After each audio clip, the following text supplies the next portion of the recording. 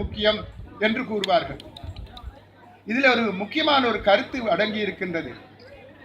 போட்டிக்கும் பொறாமைக்கும் ஒரு வித்தியாசம் இருக்கின்றது.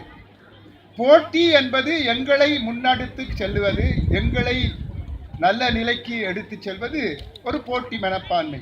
மற்றவர்களிலும் பார்க்க நாங்கள் எங்களை நன்றாக தயார்படுத்தி போட்டிகளிலே முதன்மையாக வருவதற்காக நடவடிக்கைகள் எடுப்பது போட்டி.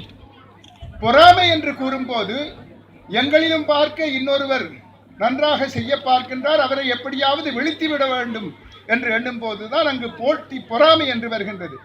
பொறாமை கூடாது, போட்டி மனப்பான்மை நல்லது. இந்த போட்டி மனப்பான்மையால் தான் நாங்கள் முன்னேறக்கூடியதாக இருக்கின்றது.